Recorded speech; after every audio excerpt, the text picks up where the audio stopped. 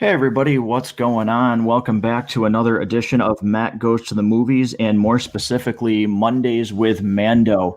This episode's coming to you a little bit later than what we're usually used to due to some complications yesterday, but it has actually led to something very exciting here on this show because not only am I here, obviously, Rob is with me as well as usual, but we are joined today by the Basement Binge and the host of that show, Harrison. And if you've listened to my show before and actually listened to the episodes that I've done with Harrison, whether they're on my channel or his, I think very, very highly of this gentleman's show and what he does on his podcast forum. So I know I'm super excited to have him. Rob, this is the first time he's been able to interact with him as well, and Rob's excited as well. So, Harrison, introduce yourself to this audience again, and we're really excited to have you, man.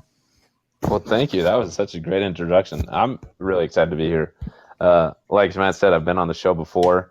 I've been on my own, been doing a weekly episode of The Mandalorian as well that kind of got started from seeing Matt do it. So it's just a good collaborative thing, and it's exciting. We've been trying to get together for a few weeks now, but it's yesterday Matt had some complications, so today's recording, and I'm excited to be here. Yeah, I'm from the Basement Binge. You can get that podcast wherever you get your podcast. There's actually an episode coming out later this week that Matt was a part of. A really fun episode we recorded a while ago, but in the busyness of life, I haven't been able to release. So anyway, I'm just really excited to talk about The Mandalorian. Yeah, we're excited to have you. And like I said, too, Rob, welcome back. Always exciting to do these episodes together. And now somebody who has really enjoyed this show, it's going to be cool to get somebody else's opinion off of ours as well. So I'm looking forward to it. What do you think? Yeah, definitely. I think having Harrison join our show this week is a lot of fun. And I've listened to several episodes of Basement Binge and certainly recommend it to any of the Matt Goes to the Movies listeners. Check it out and support small podcasts that are trying to, put some stuff out there. Yeah. So what we're going to do is we're going to follow the regular format here for Mondays with Mando, and we're going to do our 2-minute warning. This is a 2-minute segment where each of us will take 2 minutes. We're going to give a spoiler-free section of what we think of this episode before really diving into the episode as a whole. So this is your warning. This is spoiler-free. So listen to this, and then after that, if you haven't seen this episode, this is where we'd recommend you to pause it. So we'll give you one more follow-up here after we're done. But Rob, why don't you kick things off for us and go ahead with your thoughts here on this episode and what it brings to the table. So we've kind of talked in previous weeks of Mondays with Mando that every week has kind of almost been a new fetch quest for our heroes, and he gets one step closer to his goal, but he never truly gets closer to his goal. Every time he goes to a new planet, he's given a new objective it's supposed to help get him closer, and all he really does is meet another person who gives him another quest to go complete, and that's supposed to get him closer. This week, we get a little bit of a payoff. And the other thing we've talked about a lot, too, is that there's a lot of these elements that have been introduced throughout this season specifically that we've been waiting for payoffs on. And we finally get a payoff of one of those plot threads that's been hanging out there. And it pays off in a great way. We get more great moments of Baby Yoda, which I'm still calling him Baby Yoda. I know we know his real name now. I might eventually switch over to Grogu, but I actually had some really fun interactions with listeners of the show last week on social media where we were kind of discussing Grogu. And I got to say, it seems like at least the fans of this show and the fans of The Mandalorian in general do not seem to be pro Grogu as the name of Baby Yoda. So none of the fun meme pages I follow for The Mandalorian have changed their name to Grogu, and I don't expect that they will. But we finally get some payoff, like I said, and we see some of these characters that have been introduced and some tension that we've been building to finally get a payoff, and we get something very interesting that really continues to just ratchet that tension up every episode. We get more and more intrigued, and we can clearly tell that there are grand things happening in this galaxy far, far away. Where the Mandalorian himself really feels like he's just a regular person. Obviously, he's a bounty hunter, so he's a little more interesting than the average person. But he's just kind of on this singular quest that has nothing inherently to do with the larger politics at play and the power struggle that's at play in this galaxy. But it feels like maybe after this episode, if you didn't believe that he was somehow going to get wrapped up in the grander schemes, this episode is certainly going to bring that home, and he's going to have no choice but to get involved. Yeah, some really good points there. And I can't wait to dive into some of those a little bit deeper here. But Harrison, why don't you go ahead and go next and let the listeners know what your spoiler-free reactions were to this episode? Yeah, of course. That's a tough one to follow up there from Rob. That was like perfect sum up. But this personally has been the episode that I've been waiting for the similar reasons that Rob said. You know, each episode was a little side quest, and each side quest came with a new character and came with a new addition and more tension. And it was just not that it ever felt drawn out, but it was just, I was waiting for it to all come together. And this is the episode where it feels like all of that the season has been building up to for 5 episodes is coming to a close. And if it's going to come to a close in this style and pacing that this episode did, I'm all there for it. I really love this episode. I love the pacing of it. I love the style. The action was great. All the things that I've come to love from The Mandalorian. Great music, great visuals, just having a lot of fun in the Star Wars universe. But it's finally on the episodes that I record, I always feel like at the end of the episode, I'm always saying a lot, well, what about this that happened last episode? Or what about this that happened way back in season 1? Or what about this that happened on chapter 9? And all these things that they've been hinting at. And it just, we are getting hints and hints and reveals. I know that it's paying off. And it feels that it's hopefully going to start to pay off. And it's exciting. It's what I've been waiting for. So this was, as the episode went on, as I was watching, I got more and more excited, thinking like, oh, it's happening. All these things I've been waiting for. It's happening. It was just a lot of fun. Yeah. So without trying to basically copy and paste here what the two of you have said, I did enjoy this episode. Harrison and I talked a little bit over the phone where I do have a few minor complaints about this episode. I'm not going to get into those here. That'll be more spoiler territory. But for the most part, this really is the episode that really kind of puts you into this final stretch here, because we only have 2 episodes left of The Mandalorian. And based on the way this episode goes, it's really at that point now where it's like, okay, everything is coming front and center. It seems like there's a lot more tie-ins to the movies that are going to take place based on some of the things that we see. But overall, a really enjoyable episode. Some cute moments again with Baby Yoda. Again, just the bond that we're seeing over the last several episodes between him and Mando really proves that, like Rob and I have talked about on this show, this is not a mission. He really, really cares about this, I'll say, person in his life and wants to make sure he's safe. It's like everything to him right now. So it's really cool to see. We also get a huge action, just not even scene. I mean, it's almost basically an entire action episode almost, where it just almost from start to finish, we just get, amazing scenes here, which we really haven't seen in The Mandalorian in terms of, I believe, action on this scale that we got. This was pretty much the most action-packed episode to me that we've seen on this show, and I really enjoyed it. But this is going to be your cutoff point. If you have not seen this episode for any reason, beyond this point here, we are going to get into major spoilers for the episode. This is where you pause it. This is where you go watch the episode on your own. I know I've watched it twice. Rob, I believe you've watched it twice as well already. That's how good this episode is. It's just a really good episode for the most part on my end, but we are getting into heavy spoilers here.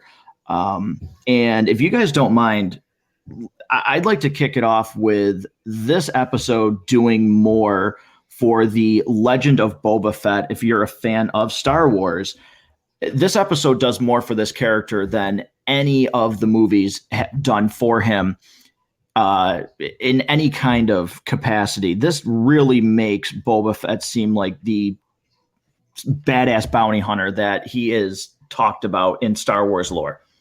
So whoever wants to kick it off and just kind of go right ahead, jump in. So yeah, you're 100% correct. Boba Fett is one of these characters that, with incredibly limited screen time, has developed this crazy following. He is seen as this just absolute badass character with very minimal screen time, almost non-existent dialogue, really. I think he's got, 7 lines of dialogue in the original trilogy, something like that. It's not much. And like we talked about on the last episode, or maybe the one before, he's very similar to Darth Maul in that he's beloved by fans. He's seen as this amazing badass that's killed in the most ridiculously stupid ways. It really feels to some extent like the Mandalorian the show listens to some of the complaints, legitimate complaints of Star Wars, because as we've discussed, there's nobody who hates Star Wars as much as people who love Star Wars. I still love it. Yes, exactly. Yes, and still love it. People complain about this. One of the things that people hated was the way that Boba Fett was killed in Return of the Jedi. It just seemed really stupid. And there was always these ideas, and there was extended fiction of him getting out of the Sarlacc pit and things like that. But this show has finally made it canon that this character escaped. And we really get an amazing payoff that this character is just one sick badass. The action moments of him before he gets his armor are fantastic. I mean, he's just a cold-blooded killer, and just absolutely mops the floor with these stormtroopers. Doesn't even have a blaster at this point. He's got some kind of stick with a point on both ends, and he just completely mops the floor with them. And then when he goes and he realizes he can find his armor, and he gets his armor, and he's at full 100% Boba Fett. Wow, don't you wish you would have seen this version of the character in Empire Strikes Back or Return of the Jedi, or that we would have seen this version of the character sooner? It's fantastic. Yeah, I totally agree. Harrison, I'll let you go next here. What were your thoughts? And like Rob said, even before he gets his armor, he just unloads on these stormtroopers, and just slices through them, so to speak. Yeah, I love what Jon Favreau and Dave Filoni are doing, where it seems like all the things that individuals, especially the two of them, seem to love about the extended universe of Star Wars, and bringing them back in the best ways, including Boba Fett. I've always been one of those individuals that just thought Boba Fett was extremely overrated in the response that fans had to him. People get tattoos of him. There's apparel of him all over the place, and people love him. I was like, this guy's a loser. Like, I never cared for him as a character because of the way he is in the original trilogy. Like, why do people love this? Because I've never explored the extended universe. Anyway, so Boba Fett showing up, and the way he just immediately owns the scene and this action with this staff was epic. And I was like, just the way the action was done, it nothing was held back, and Boba Fett wasn't holding back, and it was just, this is Boba Fett. And it made me realize I was immediately on the train of Boba Fett. And then he gets his armor, and then it just takes it a step further. And it was just, and I love that they just let Boba Fett just own that action scene for such an extended period of time. And they kept going back to him, and he just kept owning the place, whether he was with his staff or in his armor. And it was just fun to like finally allow that excitement that so many other people have had and finally be able to understand it. It was great. Yeah, it was a lot of fun, especially for somebody like me who has taken a real interest in the extended Star Wars universe. And Harrison, you pointed that out. They have really made an effort, even things that were considered non-canon when Disney first bought Lucasfilms. They actually kind of wiped out some of the things that had happened in the extended universe. But this show is bringing them back into the fold for the better, because some of this extended Star Wars universe stuff is the best versions of Star Wars. And to see Boba Fett come back, even before we see him, I really, really marked out when we got to see his ship. That was a huge moment for me. I absolutely loved it. And then seeing him just own the troopers in both forms was so great, like you guys said. And they let him shine. This is called The Mandalorian, and obviously we learn about Boba Fett and Jango's connection to the Mandalorians in this episode. But, they let Boba Fett shine. And I do like that, and we can dive into this, deeper, but we didn't really know what Boba Fett was going to be in this show. Was he going to be a friend? Was he going to be an enemy? Was he in between? I like the fact that just like Mando, he has a code, because he still pledges a vow to Mando here towards the end of the episode, where they had a deal. They weren't able to hold up their end of the bargain, and he's going to be with him. And you can give me the next 2 episodes of that team up all you want, because if it's anything like this, I'm totally on board. But I will say, and I want to ask you guys this question, because it really at certain points drew me out a little bit. The camera angles that they used didn't really do him any favors. And there's a bunch of memes that I've seen. It was a little drawn, it was a little drawing from me how heavy he looks on screen when he got the armor on. And I know that's a small nitpick, but did anybody else really notice that? No, because he looks super heavy. I did. When he shows up and he's in the armor and it's like slow motion and he stands there and then he like backslaps the clone kind of, or the stormtrooper kind of. I was like, the angle, the way he was standing, I felt silly because I started to laugh and I felt that I wasn't supposed to. This isn't supposed to be funny right now, but I don't know if you guys seen that meme of Captain America that one comic book artist drew, where his chest is just ridiculously huge. Mm-hmm. That was just the thing I instantly thought of, but with Boba Fett's stomach. And I was like, what the heck is going on? And I've rewatched the episode, and the actor isn't fat, by no means. So I don't know what was going on in that. But every time it comes on, it kind of takes me out of it, because I'm like, what? Why is he so large? He doesn't look that large before he gets on the armor. So it was, to me, pretty jarring when he puts on the armor. Rob, do you have the same thoughts, or did you really notice that? So I watched this on Friday night with my family, as I normally do, and between now and then, I've definitely seen a lot of the images you guys are referring to. And on my second rewatch earlier today, it was impossible not to notice the dad bod of the man, of Boba Fett. And it's kind of like somebody threw his armor in the dryer, right? And kind of shrunk it a little bit.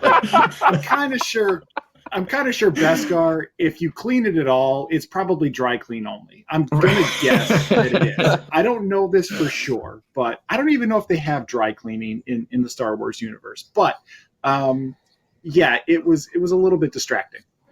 Yeah, I was like, I don't know. Again, he didn't look like that out of the armor. I was like, I don't know, maybe he needed a girdle or something. It was so bizarre how big he looked. Did he spend his entire time in the Sarlacc pit just eating everything that was around him? Did he eat his way out of the Sarlacc pit? Is that how he got out? That's probably why the Sarlacc kicked him out, is because he was eating everything that fell in there. The Sarlacc wasn't getting anything. He's like, get the hell out of here. This is for me. It makes me wonder every time I watch it if there's a body double, because I know that for Pedro Pascal, he's not in. I know for season 2 he's in the armor more than he was for season 1, but it's still not all the time. Right. And I've watched for the purpose to notice, is it just that cloak he's wearing that's hiding his dad bod, Tamori Morrison's? Or is it a body double who's got a serious dad bod who ended up being the one in the armor? And I still don't know what it is, but it's funny every single time. Yeah, that was, again, I said, I get it. It's a nitpick, but to see him just unload on these stormtroopers and go through that scene, and then just for them to do this, I don't know, up angle shot of him, and to just, I don't, oh man, it was like you said, I was like, okay, we just went through this badass scene. I don't think I'm supposed to be like giggling right here. Like I'm supposed to be in awe of this guy, and I was, but it was kind of quickly turned for me because of those camera angles. Yeah, I don't think it's just like. Oh, sorry, Rob. Go ahead.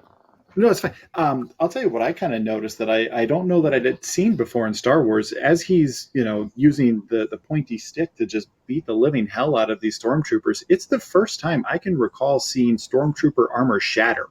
Yeah, if you watch it carefully, man, some of those, like the helmet is torn to shreds from this thing. It was definitely, to me, the most, although there's been killing in Star Wars, obviously there's people getting shot, people getting hit with lightsabers. This was the most brutal aspect of Star Wars that we've seen on screen, with him just slashing through these troopers and their armor getting absolutely destroyed. It seemed much more physical and visceral than just a blaster or a lightsaber. But Harrison, you were jumping in too. You were gonna say something? Oh yeah, it's back on the dad bod thing. I was looking at pictures on IMDb, and I don't think it's just an angle, because in all the pictures, like the bottom section of his armor is sticking out more than the chest. So there's something going on there that isn't adding up. But on this comment of I remember seeing when I watched the episode for the first time and watching the pieces of plaster fly off. And I was like, whoa, like this is a real visceral action that you don't get when it's just lightsabers and blasters. And I love that they let Boba Fett be that intense and kind of, in a good way, kind of overdid his ferocity to really live up to this great expectation he's had in the extended universe. It's almost kind of like family-friendly brutality, right? Because absolutely demolish these guys and just completely obliterate their faces. But because they don't show blood flying everywhere, like if this was a Tarantino film, you don't get that, but you still understand what's actually happening. Yeah. Right. Yeah. You understand the capacity of what's going on and how brutal it actually is. So I like that aspect of it. So, we talked about Boba Fett, and to me, there was also another interesting aspect of this, because there's so much that ties into Star Wars lore and where they could go with this.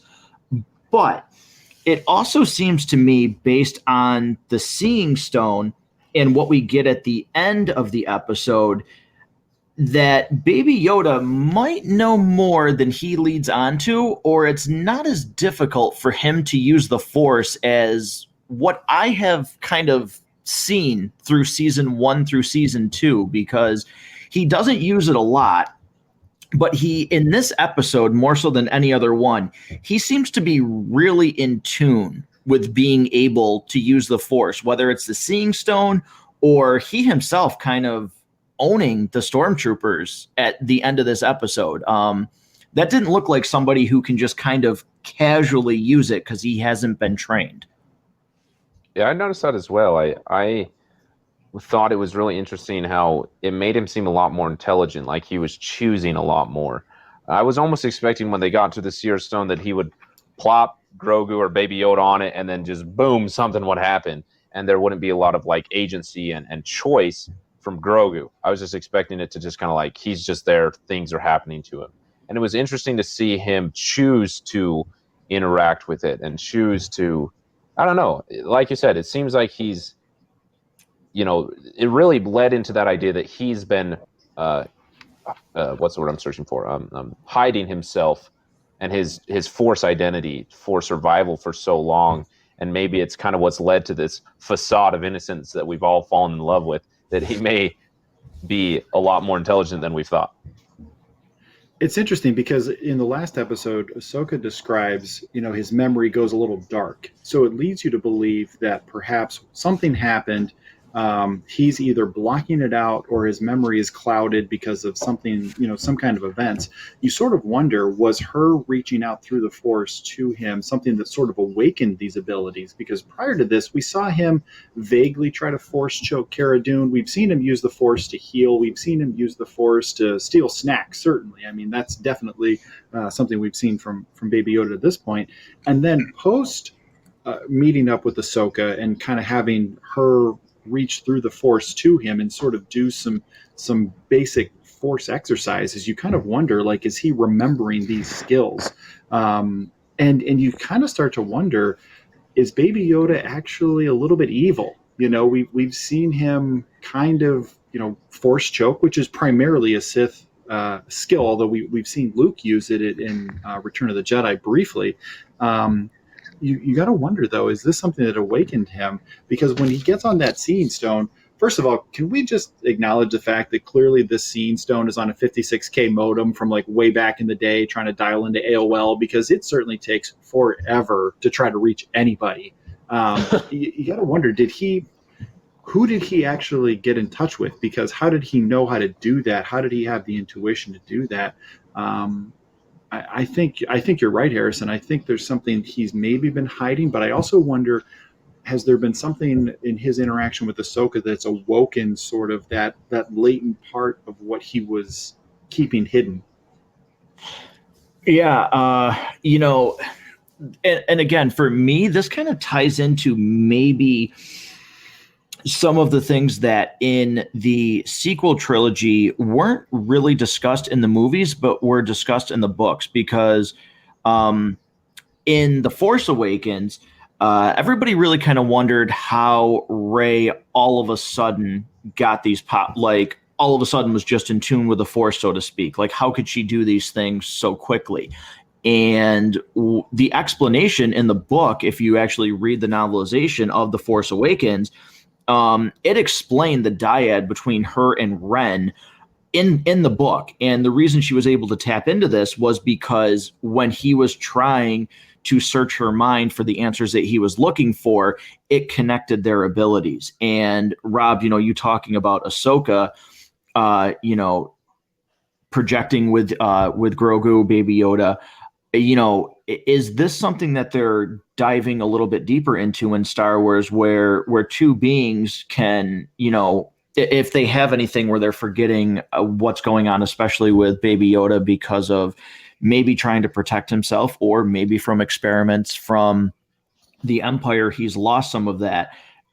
Did he gain that back because of his connection to another Jedi? So maybe it's nothing, but again, it just seems like they are really taking a lot of these concepts from outside of the movie universe, and they're incorporating all these ideas, and maybe something has been awakened in him because of his interaction with an actual Jedi finally, after all of this time of him being wherever he was before Mando found him. What? Go ahead. Oh, I was just saying it's interesting to think about it. It reminds me a little bit of Cal Kestis. I think that's how you say his name, from Jedi Fallen Order. I haven't played the game, but recently I've been reading a ton about it, and I wish I would have played the game. But Cal Kestis, for those that don't know, he's the main character in the Jedi Fallen Order video game, who, kind of similar to Grogu, was studying in the Jedi Temple as a Padawan when Order 66 happened. And he was one of the few who were lucky to survive. But that experience of grief and trauma really kind of sent him into hiding, especially with his Force abilities. And he hid himself as a Force user. And it wasn't until a moment he had with someone he cared about, and he kind of had a connection with it, that almost like forced his Force abilities to come out. And then after that, he chose to use them a lot more. And it really, Grogu kind of really reminds me of that, is that, for so long, he's probably intellectually, without me personally realizing, hiding himself because of that horrible experience he went through in the Jedi Temple in Order 66. And for his own survival, has been hiding that. And now he's having these experiences with Mandalorian and running from the Empire and Ahsoka, and kind of these moments that are really bringing out those forces for lack of better words, in himself and building up that ability once again. Yeah, that's a great point to the game because I have read a bunch of things where there's even some people who might believe we might actually see Cal in this universe that they're going to tie it in together because they are sort of treating that game, they're treating that game like it is canon in the Star Wars universe that we're currently a part of. And if he was at the Jedi Temple during, Order 66, well, we know that Baby Yoda was as well. So there's plenty of reasons why those two would have interacted. And maybe he's a part of what we're going to see. And maybe it's not on this show, but the way that they're making all of these different stories connect, there's really kind of endless possibilities for what they can do if they want to keep making these shows for Disney Plus, which, Harrison, you mentioned it. Just at this point, I've seen a lot of stuff. Give these guys the keys to Star Wars because they have shown that through Rebels, through the Clone Wars, and through this show, these two really have a passion for Star Wars. This is not like, it's not just like, oh, Disney threw a bunch of money at us. There seems to be a real passion and love for Star Wars from this duo. Not only is there the passion for it, but you can tell that the details matter as well. We mentioned it, I think, on the last episode. This is a show made by mega fans for everybody, but certainly if you are also a mega fan, there's so many things in here, and we covered that during the Easter egg segment for sure. There's so many things in here that you're going to smile and go, oh yes, I recognize that. Ooh, this ties into that. One of the things we haven't really seen is we have not seen an episode that focuses on anything other than exactly what's happening in this moment in time, primarily with the Mandalorian. But there's a lot I want to know about. I want to know about the early days of Grogu, Baby Yoda. I want to know what happened. How did he get away? What happened to him that put him on this quest? How did he end up in sort of this complex where the Mandalorian finds him in the first episode when he meets him for the first time? How did he get there? I want to know this story. And I think that's part of what keeps the tension building and keeps the drama going. You want to see each week. I mean, I think Harrison had mentioned it earlier. There's been maybe a little bit of a slower build during this season. Obviously, each episode has been incredibly entertaining, but it does sort of feel like kind of the same thing over and over. And yet, your interest builds each week. I want to know exactly what happened to Boba Fett. I want a whole episode. Give me a full hour-long episode of him getting out of the Sarlacc pit. What's he been doing the last 5 years? Has he just been kind of kicking around Tatooine? That's hard to imagine. Like, is he just what happened to his armor? Obviously, he got out.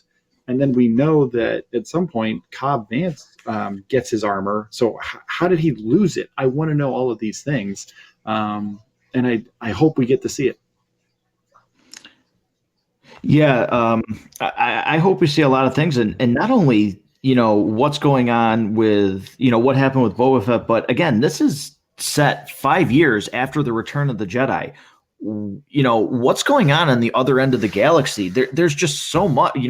Where's Luke? Where's Han? Where's Leia? Unfortunately, with Carrie Fisher's passing, maybe we'll never get to see anything with her. Who knows? Maybe it'll just be a name mention. But there's, this story is still, for as much as they're expanding the universe, it's still very self-contained, so to speak, because there's, as we know it, all of these other characters that are still alive during this time period. And what are they doing right now? More importantly, how are they oblivious to what why isn't Luke doing? Yeah, why isn't Luke aware of, the Dark Troopers, the Darksaber? There's just a lot that they can run with, and who knows, maybe the Obi-Wan series is another connective tissue to all of that, with what's going on in the grand scope of this universe that's absolutely gigantic. Yeah, I love how both Jon Favreau and Dave Filoni are really handling all of that so well, because as much as I love Ahsoka, and as excited and thrilled as I was to see her in live action. And even at that little recap it had at the beginning of this episode, it made me miss live action Ahsoka after one episode, one little clip, and I was like, I want Ahsoka back. Mm-hmm. But I watch The Mandalorian. I look forward to it every week because I'm looking for Din Djarin and Grogu and their adventure together, and I am endeared to them. But at the same time, these creators are so good at balancing this little contained story, these two people and their little sliver of the galaxy, and what they're experiencing in that unique sliver that is totally separate from anything else we've ever seen in Star Wars. But at the same time, adding little tidbits here and there that make the sequel trilogy make a little bit more sense, or may tie into this thing, and somehow balancing all of that and still leading towards a coherent story in a way that's not bloated, in a way that's not too boring.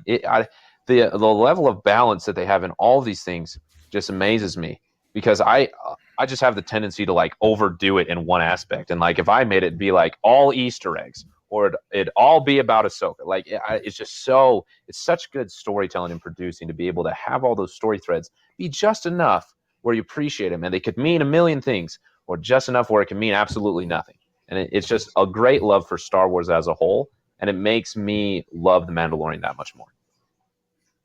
Well, because they kind of start it with just telling the story of, it's really the story of the relationship between Mando and Grogu. I mean, there's all of these things that happen around it, but when you really get to the heart of it, that's what the story is about. And because they keep the focus on that story, they can have all of these other events going on, but it still feels like there's a point to what we're doing. It still feels like there's something that's moving the story forward.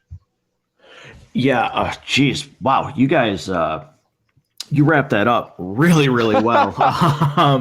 It's just so true, though. I mean, the balance that they've done, and Rob, like you just said, where, at its heart, it's, and Rob, for me and you, having kids, it's a father-son almost relationship at its heart, with taking care of this child.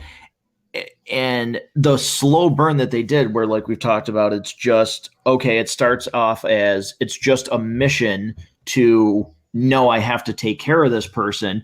They've taken us, the viewer, along with this journey, and they've made us, Baby Yoda's cute, but he, would it have mattered as much had they not built the relationship that they did, to the point where we're like, oh man, he cares about what happens to him, so we care about what happens to him. So they've done an amazing job in that aspect. But I mentioned them briefly there for a little bit of that last talking point.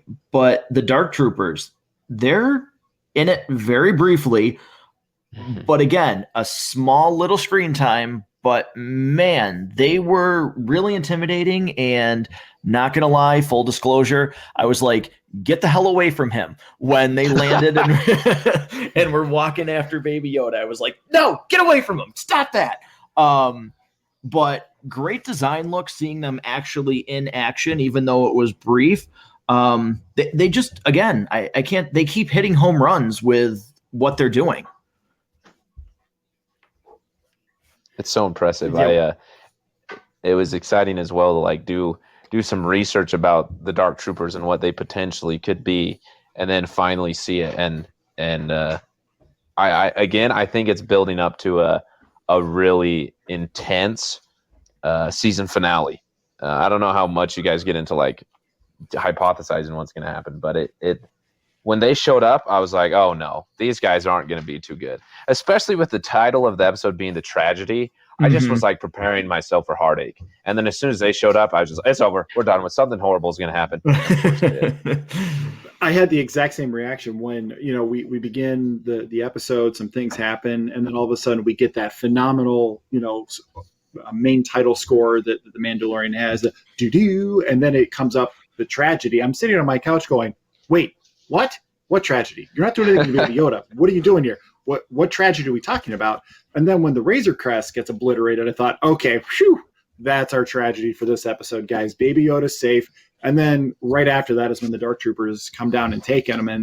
And that I was physically upset about that. That bothered me. I was not okay with that. Yeah, I mean, I said, my audible reaction to them taking him, and just his little, he kind of falls asleep briefly there because he, extends himself, trying to reach out with the force, and then that quick little look up, and it's like you see the look on his face that's like, crap. Yeah, I was like, no. But that kind of leads me into one of my other. It's a small nitpick.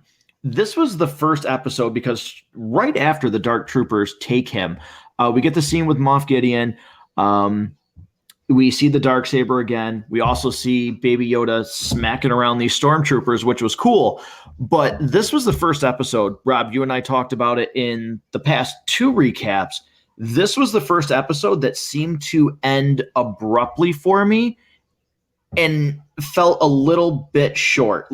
This one did feel to me like, holy cow, this was a short episode. And the ending when he was just like, put him in shackles, boom, credits roll.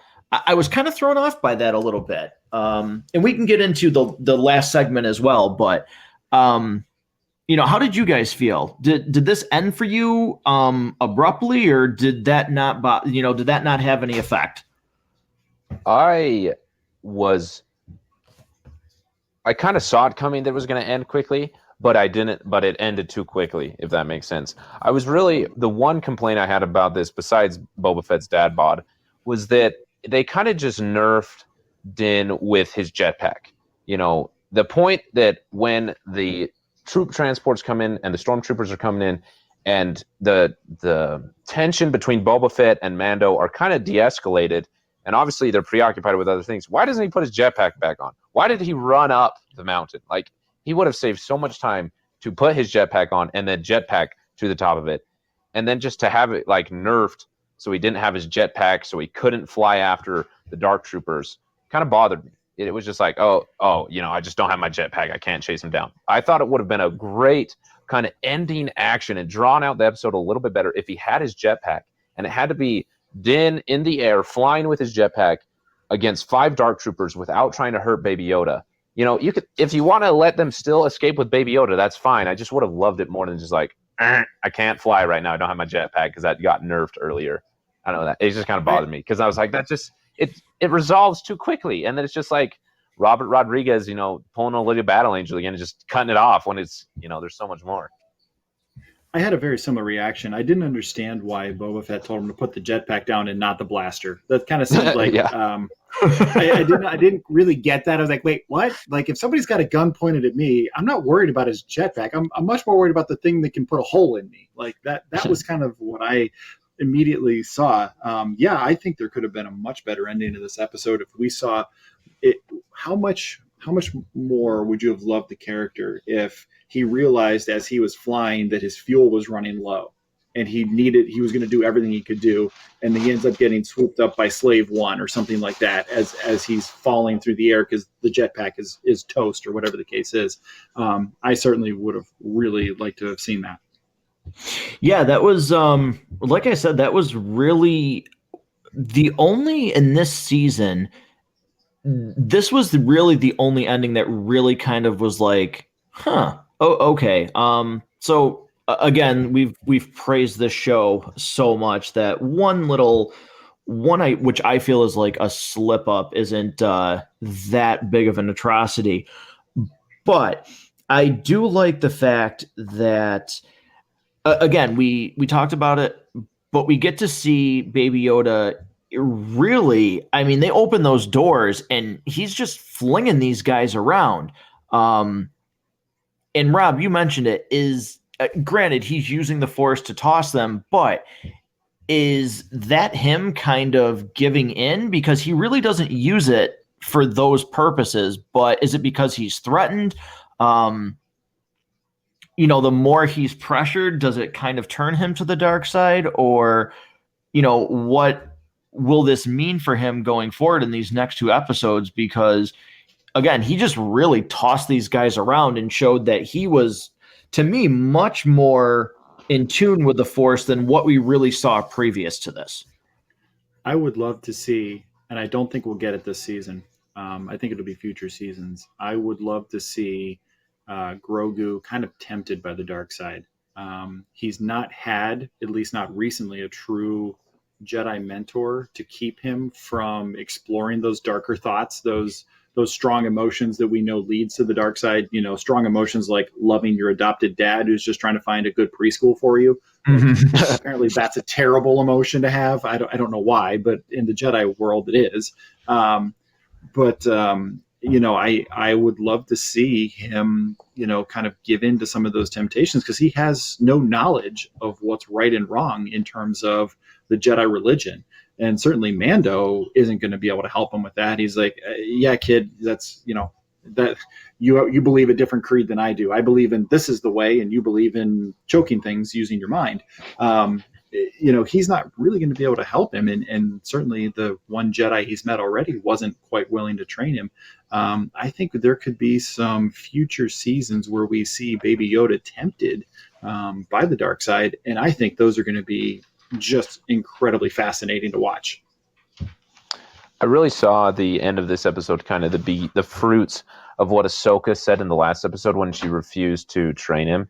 I had it written down in my notes somewhere, but she said how he was really attached to Din, and because of that, you know, he has fear, and fear can lead to anger, and I think that's what she said. I don't remember, and how that was her reason to not train him. And we saw what happened with Anakin. You know, when a young Jedi who's full of fear and attachment can lead to anger, what happens? And I think when I saw the end of the episode, I really saw it as that Grogu, he is not happy because you took him away from his dad, and he's a kid, and he's scared, and he's angry, and he misses his dad, and so you did that to him, so he's just going to unload on you.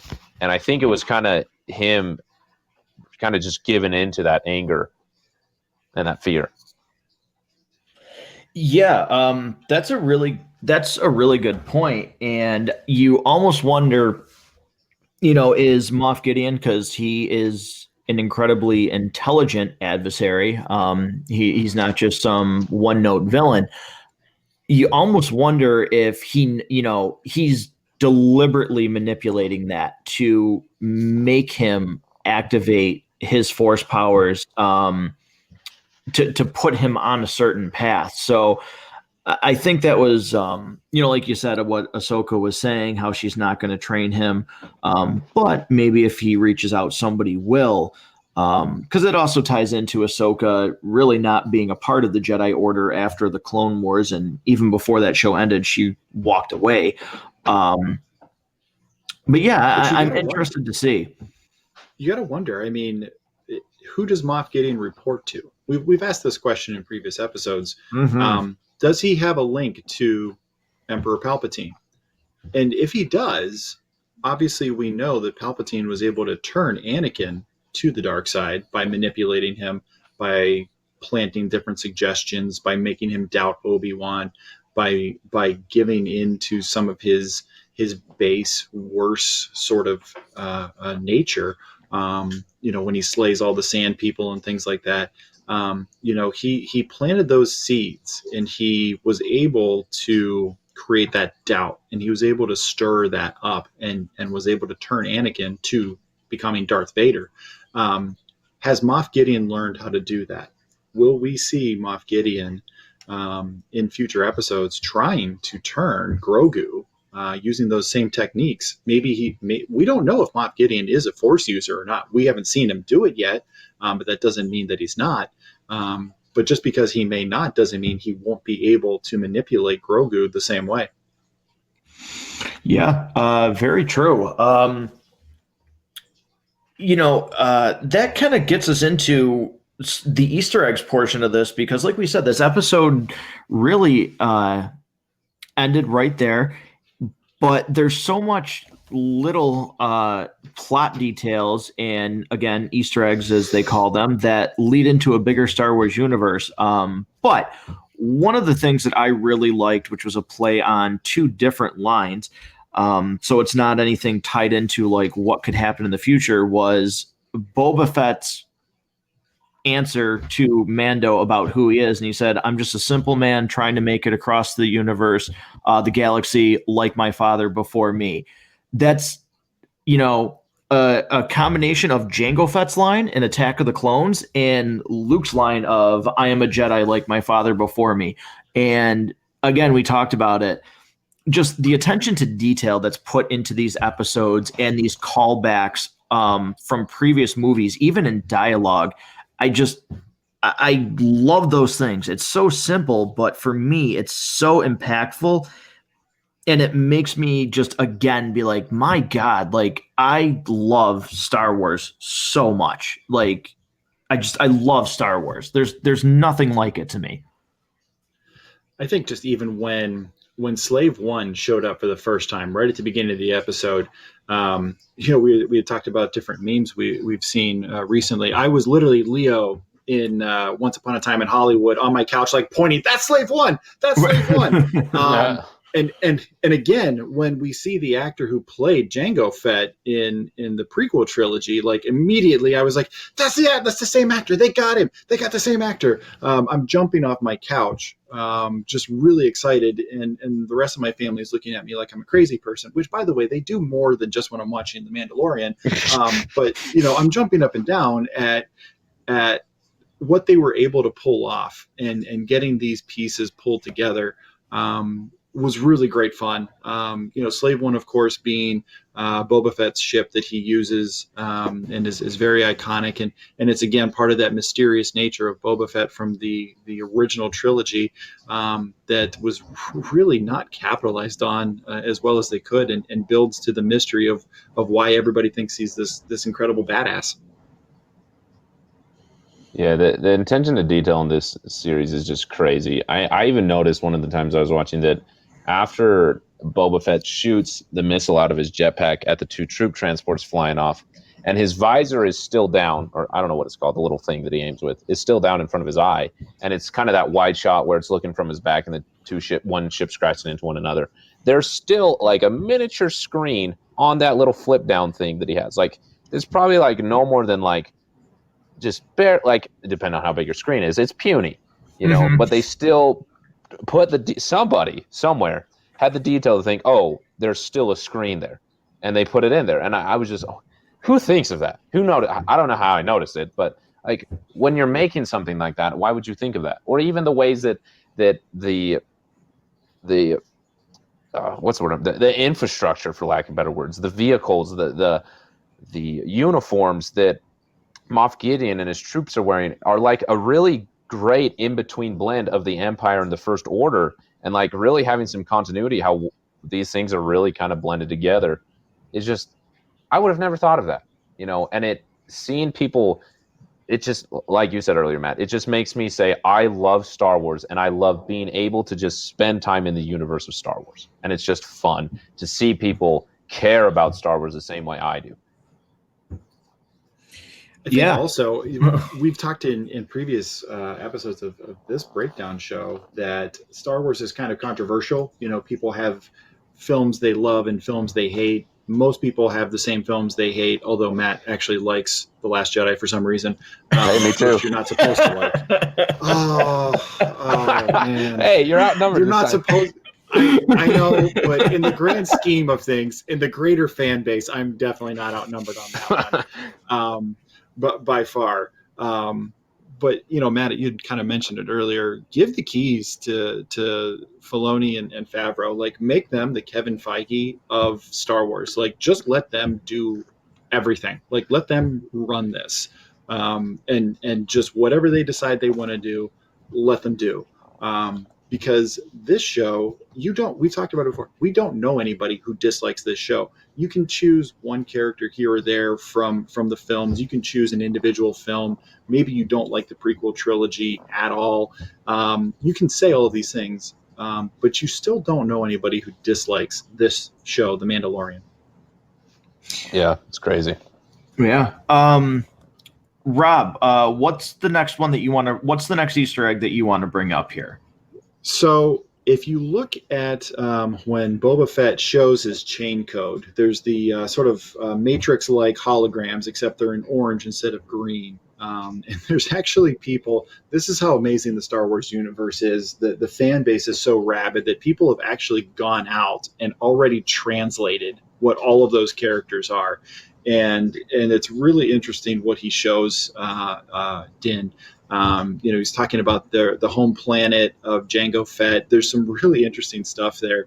The fact that they would go to the length of actually making their made up characters like actually mean something, like these little holographic characters, to actually make sure that that language is telling something that's legitimately true, is just a really cool attention to detail piece that it shouldn't surprise us at this point. That actually, Go ahead, Harrison. I was going to say, that actually has to do with the Easter egg I was going to point out, and it's actually the translation of it, which it says foundling, the year that took into Concord Dawn, Mentor Jest, Father Fett, Boba Fett, and it really, again, just goes into the extended universe, pulls something from it, and makes it canon. Because for the longest time, there's been a big debate in canon: is Jango Fett a real Mandalorian or not? Did he steal the armor? Is he part of the Mandalorian creed? Is he a fake? And no one really had the answer. People kind of had their camps that they fell into of what was canon and what wasn't, but it was never definite. And here we go in a chain code that they put the detail to put the Star Wars characters that meant something, and to pull from a great comic story of Jango about where he's found as a foundling and he's brought into and becomes a Mandalorian. It was just great to see, like, again, the care, and to finally say Jango is a Mandalorian and so is Boba Fett, and just like make it canon, make it for sure. It was great. Yeah, I was gonna say too. Like, again, they take from a comic book series, for God's sakes, that originally was knocked out of canon, because it comes from the Legends universe of Star Wars, which was, struck from the record, so to speak, of what happened in Star Wars, and now all of that stuff is coming back. We find out he fought in the Mandalorian War, that he is Mandalorian, like you just said. It's really cool how they're just putting all of this together. And again, it makes me interested. Will they branch out? Because now that they're introducing all of these other elements, there's so much that they can do based off of the little tidbits we're getting from these shows. Yeah, it's going to be crazy to see. Disney Plus series, spin-off movies. There's so much that you can just, I've got to say this carefully. As much as I enjoy parts of the sequel trilogy, I think that it could have worked a lot better if it wasn't tried to just like be forced onto the Skywalker saga. The Star Wars universe is huge. As much as I love the Skywalker saga, it's exciting to see these things that are just allowing the existence of individuals to spread out in the Star Wars universe and have their own experiences outside of Skywalker versus Palpatine, and have those experiences and those stories. But also, bringing in all these things that make the love for Star Wars stay the same, and it's just a lot of fun. There was something else I was going to point out. Let me look at my notes here super quick. While you're looking at your notes, it's something you mentioned that there is a bigger story to tell besides just the Skywalker saga, and I think to some extent that's why this show has been so successful, is they haven't felt the need to bring themselves in line with that larger story or relate to those previous characters that we've seen. I start to worry, though, as each week goes on, as more and more things tie in, as we start adding characters in that have been seen in other places, as we see that clearly Mando and Baby Yoda are going to be pulled into something that they had no intention of getting themselves involved in, that feels like it leads towards the formation of the Empire turning into the First Order. Does this show start to run the risk of maybe getting away from what made it great and trying to all of a sudden make it about a thread that ties all of the films together, all of the shows together, and all of a sudden becomes an ancillary tale of the Skywalker saga? That could. I'd like to go into that a little bit more in a second. Harrison, did you figure out your note point there? Oh yeah, it was just two other Easter eggs that are totally meaningless. I love the reference to Indiana Jones with the rolling boulder. That was Yep. great. That was just fun. Yep. And then I loved how when Boba sees the Empire, he says, "This isn't a spice dream." And like just the acknowledgement of spice existing in the universe of Star Wars is just fun to me.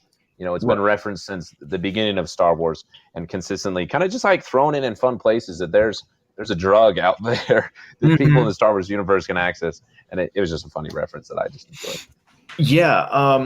Rob, I think that you pose an interesting point because I am convinced that what we saw in episode 4 is really the groundwork, and maybe we don't see it to its full potential, so to speak.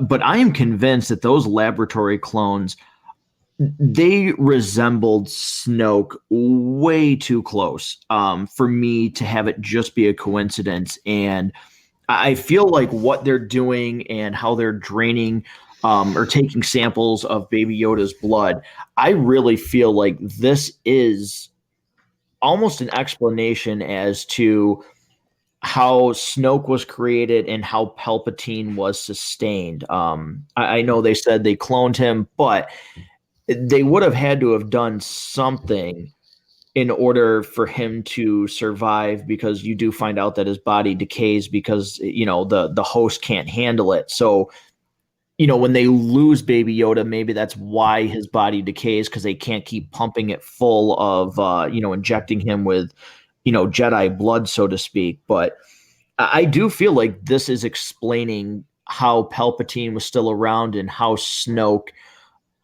came to be in The Force Awakens, because the original concept was he was Darth Plagueis, which would have been interesting. But I do feel like this is giving us a reason why some of the things happened in the sequel trilogy. Yeah, I agree. I remember that episode and like just the connection to cloning. And when I saw that, I was like, that's Snoke. That is definitely Snoke. And I think it's really interesting. And I hope I trust in Dave Filoni and Jon Favreau, but I think this was something that Rob was saying just a moment ago, that like as excited as I am to see everything tied together in this Star Wars universe and like have it make the sequel trilogy that much better by kind of filling in those holes, I'm also a little nervous because I've just loved the story of Mando and Baby Yoda. And I don't know, I'm not quite sure which one I want more. Do I want all my favorite characters from Star Wars to come back and be like, I've been loving seeing Boba Fett and Ahsoka and, maybe Luke or whoever else. But at the same time, I don't know. It's interesting that I really genuinely can't make up my mind what I want to happen more. But they're definitely laying the groundwork where it could, and well, not could, it already is making great connections to the rest of the Star Wars universe and filling in those holes in just like little ways. Well, it feels weird that Luke wouldn't be aware of Grogu. So he gets on this stone and he shoots, sort of his force essence up into, up into the sky. Being one of the few Jedi alive still, and certainly at this point, 5 years after Return of the Jedi, Luke is probably already on his way to trying to reestablish a Jedi Order. It feels weird that either he wouldn't be aware of it, he wouldn't sense it, or somebody else that he's working with and mentoring wouldn't have sensed it and kind of brought it to him and said, hey, Master, there's something out there. We need to look into this. There's somebody out there that we need to connect to. Yeah, because again, being set 5 years, it's not like his Jedi Order was destroyed by Kylo Ren at this point. He would still be, like you said, assumingly trying to recreate the Jedi. So where is he? Why is he not aware of this? Is he not aware of the extent of how relevant the Empire still is, because they still have a pretty good group of numbers from what we've seen from this show. So it is very interesting how much this is tying together and how far they will take it, and hopefully it doesn't overshadow of what they've done. But one of the other things, and maybe it's nothing, but the blue butterflies when Grogu is on the Seeing Stone have a couple of connections in a couple of different mediums for Star Wars. And one of them is, and maybe it's just because they're trying to see the light with the Force, but those blue butterflies have been connected to Ben Solo and to Darth Vader in various media outlets. So that was kind of interesting to me too, if that is a connection somehow. And if so, what is the connection? Like, why have those three seen these blue butterflies when they are connecting with the Force? So I haven't read or seen any of the extended things that are what you're referencing, but it doesn't surprise me that they chose to do that, because it really does seem like the creators of the show, the executive producers, everybody who is working on putting out this phenomenal show that we look forward to every Friday. I mean, look, when I get to Wednesday, I'm just thinking in my head, okay, like 2 more sleeps before I get more Baby Yoda. Like that's literally what I'm doing. I just look forward to it so much. It wouldn't surprise me that they went to kind of pull out that deep of a cut to incorporate into this world. It feels completely in line. Another Easter egg that I kind of noticed. So we referenced they're pulling things out of comics. They're pulling things from here. They're pulling things from there. They're even pulling aspects of this show and Easter eggs that they're doing from internet memes. And one of the ones that I noticed was towards the end, Moff Gideon says to Baby Yoda about the Darksaber, references that he could put his eye out with that, which is, to me, it's an obvious call out to the picture that's going around of Luke kind of looking down what would be the barrel of the lightsaber when Obi-Wan first kind of gives it to him. That's been going around the internet for a while now. They've certainly. This show has not shied away from kind of making fun of the greater Star Wars universe. We've seen it with how they make fun of the stormtroopers for not being able to hit the broadside of a bantha. That's even a line, I believe, at one point in the show. They're not afraid to kind of make fun of themselves. I will say this, once again, and I've complained about this in earlier episodes from this season, that the stormtroopers are really inept. As cool as it was to see Boba Fett just absolutely kicking ass, when stormtroopers show up, I'm just not afraid of them. Did you guys feel the same way? Because when they show up, I don't have any sense of danger, because they are just so Barney Fife, like just absolute doofuses. Yeah, there's when you go back and watch this episode, if you didn't catch it on the first one, and it is peppered throughout Star Wars history. When you watch any of these movies, there are so many opportunities where these stormtroopers, it's almost like they have this weird sense of morality about shooting somebody in the back, because they're behind these guys all the time. They don't blast them, or they shoot at them 50 times until they get them cornered and they're right in front of them. They're like, put up your weapons, or put down your weapons. Like, you were just shooting at them and there's 20 of you here with one of them. I don't understand why you're not shooting them, because for all intents and purposes, from what we see, if you hit them, they're dead. You don't have your weapons on stun. So it is a little awkward when you actually really stop and look at it, because there were plenty of times where those troopers had a drop on Mando or Boba Fett, where it was just like, I probably shouldn't shoot him from a 45-degree angle. That wouldn't be right. Yeah, it's interesting. I'm curious, if you guys don't mind, I want to get your guys' opinion of like a hypothesis that I've been working on, if that's okay. Yeah, absolutely. Okay, because this is something that I do at the end of every one of my shows for The Mandalorian. It's called Hypothesize with Harrison, where I think about what I'm expecting to come, and I hypothesize what's going to come in the next show. And this particular episode has been so long. This hypothesis section just goes on forever and ever and ever. So I want to get your guys' opinion about what I've been thinking about. And it's one of the Jedi that I think Grogu could have reached on his Seeing Stone. And I think that it's Mace Windu. One, just because I want to see Mace Windu come back. But there's a lot of things that I think would be perfect. One, I want to see Mace Windu come back. Samuel L. Jackson wants to see Mace Windu come back. Samuel L. Jackson is a perfect age to play old Mace Windu. But on top of that, I think Mace Windu, especially as someone who's a master of, what's the word I'm searching for? He's a master of, what is it, Form 7? Is that what it's called? Yes. Form 7.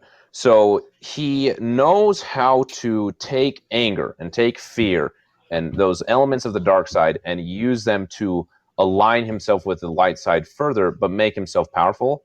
I just think he'd be a perfect master for Grogu and everything that Grogu's went to. It also makes sense to me that Mace Windu gets launched out a window by Palpatine, and he realizes that something's going down at the Jedi Temple, and he's got to do something about it. He would know before anybody else that something's going down at the Jedi Temple. So it makes sense to me that somehow he saves himself from that fall, because apparently that's something that a bunch of people do in Star Wars. And he goes in there, and he saves Baby Yoda. And he escapes with Baby Yoda, and at some point in time, he's disconnected from him, and that's how the Mandalorian gets involved in the beginning of Season 1. And then Mace Windu's out there looking for Baby Yoda, and then he puts him on the Scene Stone, and he's able to find him. I just think it would be awesome, especially because of the relationship Mace Windu had with Yoda. It would make sense that Mace Windu would be connected to an apprentice of the same species. But I'm curious, do you guys think that's believable? Am I totally off my rocker? Like, what do you guys think about it? Well, Rob, if you don't mind, I'll jump in first here. I think they've shown by what they've done. I don't think anything is out of the realm of believability. I think that they can realistically have that make sense because, like you said, apparently getting thrown down a shaft or being flung out a window does not mean you are dead in Star Wars. But I think you make some really valid points about him being able to be a good master for Grogu. And again, everything we knowing of his existence beforehand, because he was trained by several Jedi Masters, which I would assume when they say several, that would mean probably the Jedi Council that we saw in the prequel trilogy. Makes sense to me. Because everybody else is trained by one Jedi. There's one master and one apprentice. She was very specific, Ahsoka was, that he was trained by several Jedi Masters. So you would assume Mace Windu would know about him. And I read this week, too, some very interesting fan stuff, much like you were just saying, that Mace Windu would show up because Samuel Jackson has made it known that he really did like that character, and he would like to at some point be able to do that again. And I mean, what better way than to show up on this show? I think it could make total sense that we could see him. I think that's definitely in the realm of possibility. It's not exactly like Sam Jackson doesn't have an existing relationship with Disney, right? So in terms of plausibility, I think for all the reasons that both of you stated, it is absolutely in the realm of plausibility. There's nothing that says that the Scene Stone is only going to reach out to Jedi who are alive. So I think it's even possible that perhaps Mace Windu did die through that fall, and he could reach out to him kind of through the Force and speak to his Force ghost. Certainly, these Force ghosts have shown up all over the place, and to me, one of the complaints I have around the sequel trilogy is just they kind of play fast and loose with what the Force does. Like they just all of a sudden start inventing things that the Force can do that we've never seen before, and that was one of the gripes I had about the sequel trilogy. I kind of think that that's a possibility, although one of the things that I think is more likely is that we might actually see a Force Ghost version of Obi-Wan show up as Ewan McGregor. Certainly we know that they are in the process of putting together an Obi-Wan show for Disney Plus. And to me, I think they would rather see that character show up to get people more excited about that show and tie those things together. Not that they really need to do anything to get people excited about a new Star Wars show, because you just say, hey, nerds, there's a new Star Wars show, or hey, nerds, there's a new Star Wars movie, and we all just show up. Like, you don't have to tell us anything. Like, you can maybe release it in the deepest, darkest corner of the internet, what the date will be, and we'll all know immediately. Like, you don't really have to do anything to get interest in it.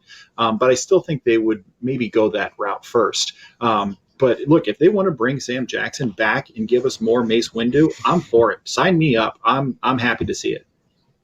Yeah, that actually makes sense about what you said with Ewan McGregor showing up as Obi-Wan Kenobi. I do know in all my research of behind the scenes things that he did show up and did kind of like a screen test on the set of The Mandalorian before starting filming the Obi-Wan series. So maybe I think a Force Ghost would be sweet. I feel like I've been missing some Force Ghosts in my life. Now that you point that out, I think I need that. Yeah. I mean, that would be really cool. I think maybe we could see potentially, who knows, maybe there's a combination of that. But I think anything really is, there's just so many possibilities who could show up and, be the one who reaches out to Grogu. That's the exciting part is, geez, I mean, again, we're sitting here taking guesses. There's tons of fan theories, and there's a good chance that every one of us are 100% wrong. But we're still absolutely 100% blown away by what happens, because that's what they've done with this show. I think what we can long story short, though, is it's not nobody. Like, it's not that he'll never get in touch with a Jedi. There's going to be somebody that reaches out. It might be a brand new character. It might be a previously introduced character. But I think it's safe to say that it's not just going to be, a dial tone on the other end of the Seeing Stone. Yeah, long story short, I'm just excited for the next episode of The Mandalorian. It needs to be Friday already. Yeah, I mean, like I said, we've got 2 episodes left of season 2. It'll be interesting to me how long these episodes are, because, Rob and I talked about it on the last episode. We didn't even know what the title of this episode was, and maybe they kept that hidden because it was called The Tragedy. But, we didn't know what the title of this episode was. These last couple episodes have been, short compared to what some of these other ones from season 1 and the beginning of season 2 have been. So it's interesting to me how long these episodes would be, because with 2 episodes left, it does seem like there's a lot to kind of button up here. So I don't think we're going to be in for half-hour episodes. But again, it's, how much do they want to leave, so to speak, on the table for season 3? Where does season 3 go? Is it a continuation of this story, or is it a whole new chapter of, season 2 has been tied up. What was the storyline for this is now set, and now here we go in another direction. So I'm interested to see what gets packed into these episodes, because there's a lot. Yeah, they're going to be packed. No matter what's going on, Mace Windu or Joe down the street, it's going to be a packed, ending 2 episodes of the season. I think we can definitely agree. It seems like at the end of this episode, Mando's putting a posse together, right? So going back to some of the ideas that this show is very reliant on classic Western themes. His partner's been kidnapped, and he's got to spring him, and he's going around to all of his allies, and he's, well, I can't help you.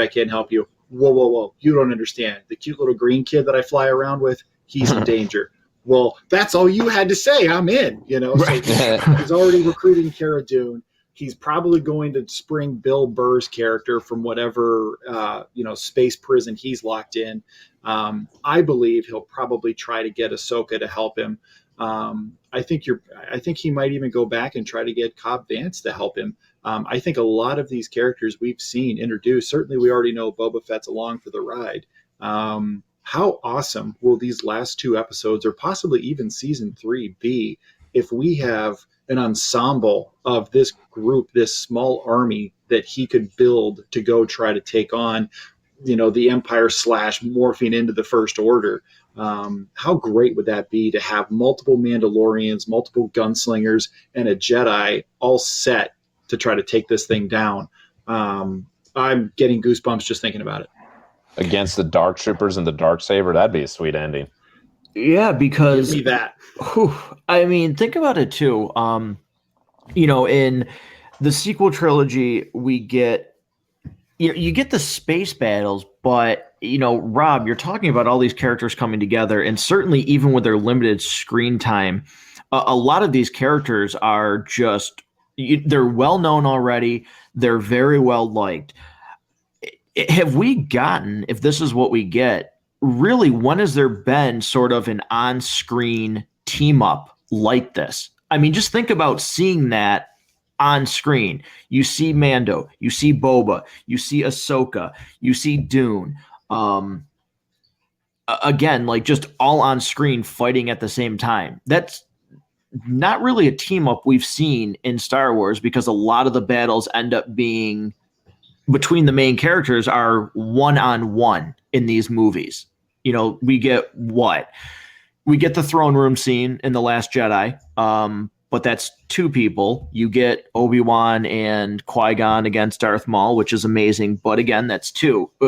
We haven't seen a main character team up like that in Star Wars, to what it seems like maybe we're leading into. We haven't gotten, to your point, we haven't gotten the Star Wars version of the Avengers. We haven't seen, people who can handle themselves, people who have unique skills, people who have abilities. We haven't seen that. I think certainly in Rogue One, you get a group of people working together towards a common goal. I think to some extent in Solo, the crew that's put together to put the heist together. You get that, but you don't get operators. You don't get people like what we're talking about possibly being put together, who can handle themselves with a variety of blasters, who have access to unique technology like the jetpacks that the Mandalorians have, and certainly nobody who's got Ahsoka's skills. Yeah, God, yeah. I literally actually have goosebumps right now, like thinking about these last 2 episodes and maybe what could happen. And again, like I said, we could be 100% wrong, and I'm sure it'll probably still knock your socks off when it comes down to it. So Fridays, get here, please. Good Lord, I can't. Like, what the heck? I do want to preface that, this episode has been so much fun. Rob, I say this all the time. You've been a great help with these episodes, and even, the podcast in general, helping with episodes. And I've always had a blast. Harrison, you mentioned where you're going to be posting one that we did for your show coming up pretty soon, which was fun. But, I just, for any of the listeners, and for you too, like, I cannot thank you guys enough. Like, this is a blast. I thoroughly enjoy it. But you guys are always fun to work with. I have a really great time. And honestly, I can't say how much I appreciate you guys helping out and being on the show, because it's always a super fun time. Yeah, I love being here. Ever since we recorded that episode way back, I've been wanting to get with you again, and especially with the Mandalorian, because I love listening to you and Rob. I love listening to your Mandalorian episodes. I always look forward to them coming out. And so I was waiting for an opportunity where I could join in and be a part of it, and it lived up to it. It was a lot of fun. So thank you for letting me be here. It was a blast. Yes, definitely. I'll second that. Thanks. It's always a great time doing this. And quick shout out to all the listeners out there. If you're driving to work, driving to school, mowing the lawn, doing some dishes, whatever it is that you're doing right now while while we're speaking to your earbuds, we appreciate you downloading the show, liking the show, and hopefully sharing the show with other friends. Yeah. Harrison, I want to give you one last chance here at the end of this episode because I said at the beginning, again, listeners, I can't say enough about the Basement Binge.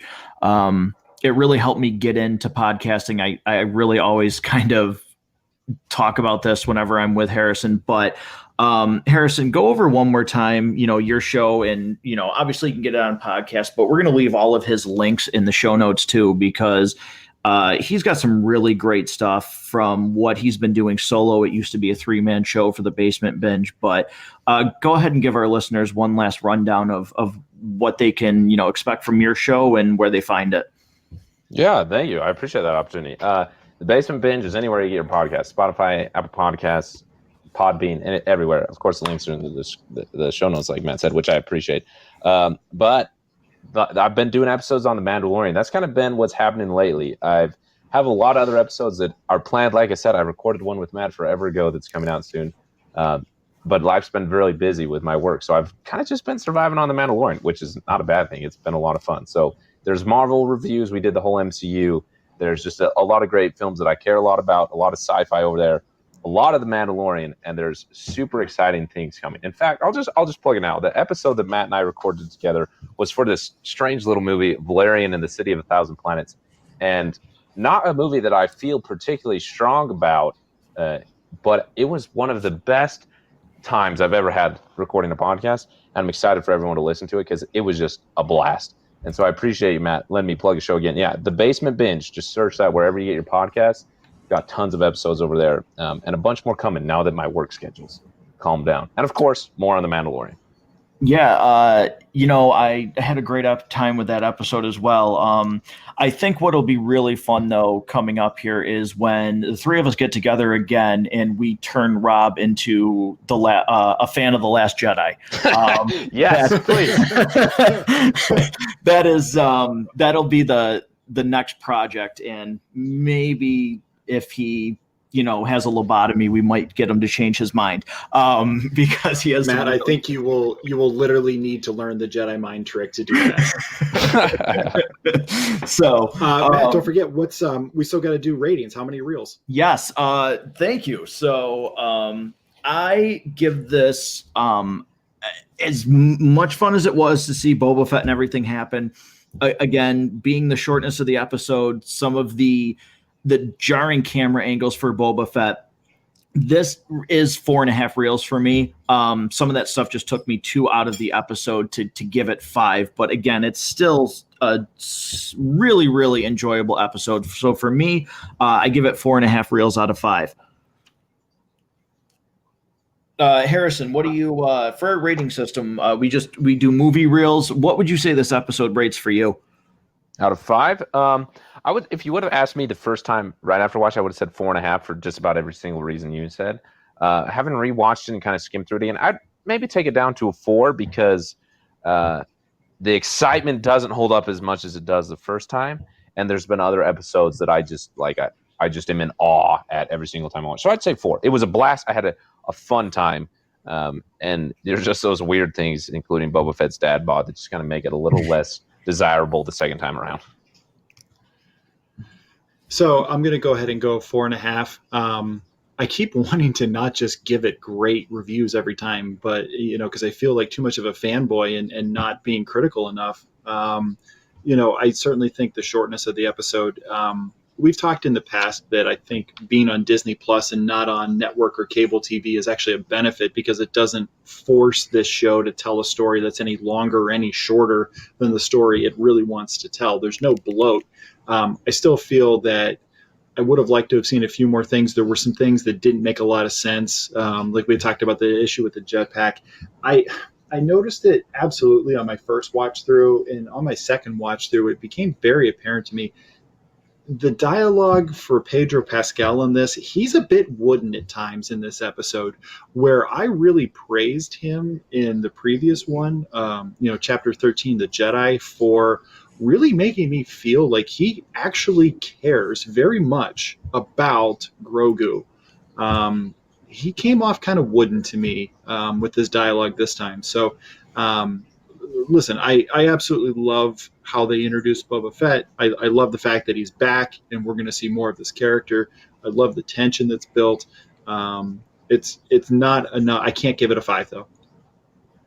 Okay. Well, that's still really good scores. Look forward to the next episode, and I'll look forward to seeing Harrison, what you think. Maybe for the season finale, if we can't get together for the next one, be cool for the three of us to get together for at least the last one and do this again, because I had a lot of fun. So again, check out the Basement Binge. Love the show. I think anybody that listens to this show will love that as well. Rob, thank you for coming on. Again, like Rob said, thanks to everybody that listens, downloads, interacts with the show. We really appreciate it. And we'll be back again next week for Mondays with Mando. Thanks, everybody.